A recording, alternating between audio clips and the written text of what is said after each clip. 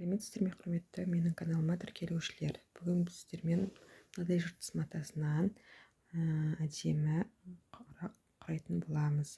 Менің каналыма тіркеліп лайк басып және қоңыраушаны басып қойыңыздар. Бүгін сіздермен мынадай құлпынай құрағын құрайтын боламыз. Ол үшін бізге 8,5 қызыл матадан 1 штук, 7,7 қызыл матадан 19 штук, сонымен қоса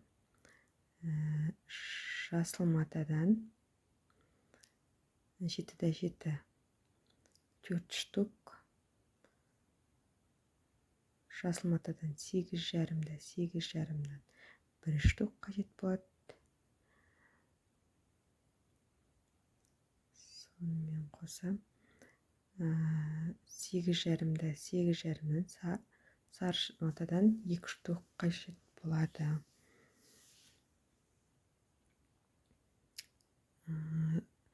6 сары матадан 3 бұрышты қылып қиып аламыз. 19 штук қажет болады. Осы керек заттарымызды қиып аламыз. Сонымен қоса ені 7 сантиметрлік лента қиып аламыз. Көбісі шақпақтап қиып істейді, мен бірақ осылай ұзыннан қиғанды жөн көрдім. Енді біз 7,7 қызыл матамызға 6,6 үшбұрышты беттестіріп тігеміз. Бұл енді құлпынайдың узорын шығару үшін міне осылай қылып тігіп аламыз. Осылай барлығын шетінен тігіп шығамыз.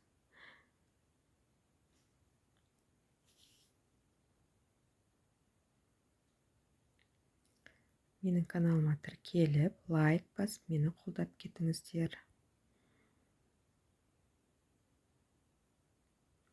Осылай барлығын тігіп аламыз.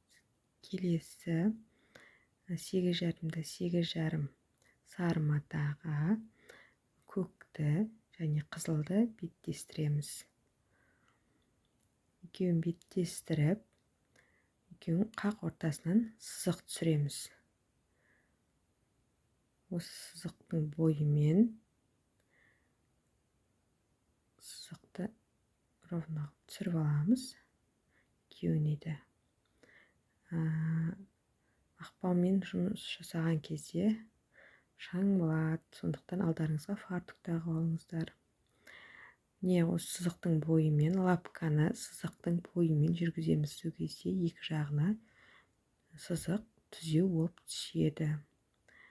Сызықтың ортасына үстінен түсірмейсіздер, жанынан түсіресіздер. Өйткені сіз ручкамен сызған жерді кесіп екіге бөлетін боламыз. Көріп тұрғандарыңыздай артық жіптерін қиып тастайсыздар. Екі ортасынан қиясыздар, жаңа сызықтың үстінен қиямыз. Міне сонда сары мен жасыл мынадай 4 бұрыш шықты. Келесі қызылды да дәл осындай қылып тігеміз. Сызықтың жанынан 2 тігіс түсіреміз. Сол кезде ортасындағы сызығын қиып 4 бұрыш болады.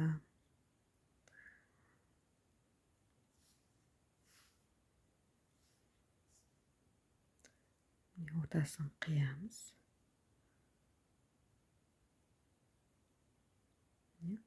Қызыл мен сары 4 бұрыш шықты. Енді келесі құлпынайымызды құрастырамыз. Бірінші 19 штук қызыл сары матамызды орналастырамыз. Бірінші қатарға 4 штук, екінші қатарына 5 штук қоямыз. Осы 4 штуктың үстіне 5-еуін қоямыз. Үшінші қатарға дәл осылай 5-еуін қоямыз. Тіккен кезде сары матаны қайырасыздар. Төртінші қатарға 3-еуін, 5 ғасырға екеуін қоямыз. Дәл видеодағыдай істейсіздер.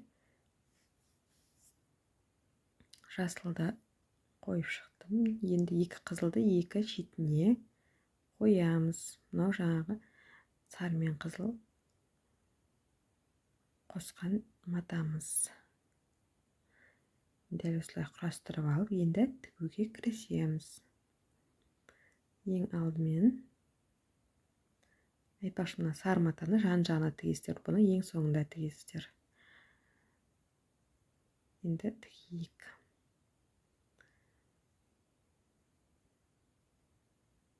Ең алдымен мына екеуін алып тастаймыз, бұны ең соңынан тігеміз. Бірінші төрт бұрышты бір-біріне жалғап, ұзын лента ұқсатып шығарып аламыз. Видеода көріп тұрғандарыңыздай дәл солай бәрін біріктіріп тігіп аламыз, ұзыннан лента ұқсатып.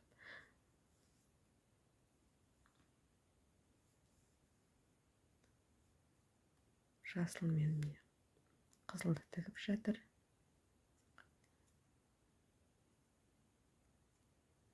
Өстіп бәрін тігіп алатын боламыз.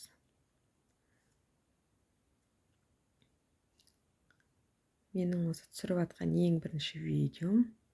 Мені қолдап, менің каналыма тіркеліп, лайк басып, және колокольчикті басып кетіңіздер.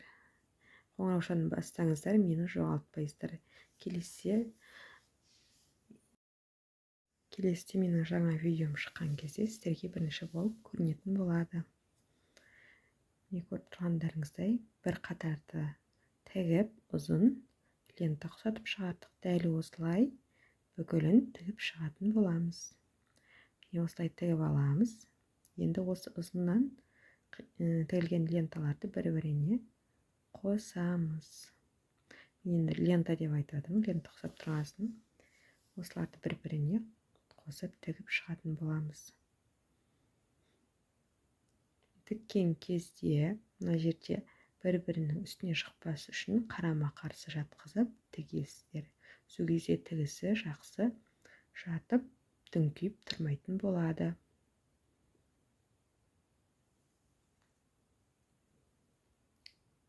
Осылай барлығын тігіп аласыздар.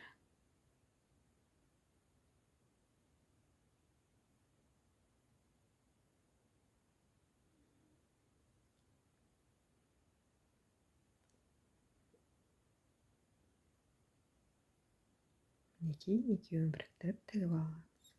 Дәл осылай барлығын бір-біріне тігіп шығамыз. Ендігі кезекте жасыл мен сары қосылған төрт бұрышымызға екі жанына 7 сантиметрлік лентамызды жалғаймыз. Екеуіне де дәл солай жалғап шығатын боламыз. Осылай жалғап аламыз да, міне сары лентамызды жапырақтың жасылына келтіріп тігіп шығамыз.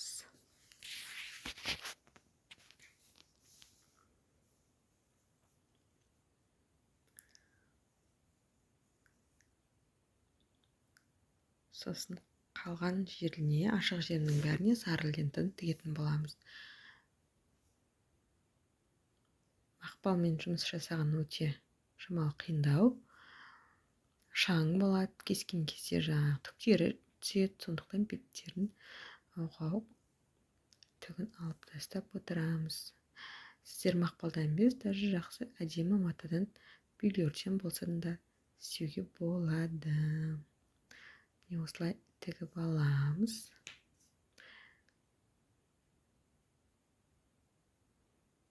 Артық жерін қиып тастаймыз.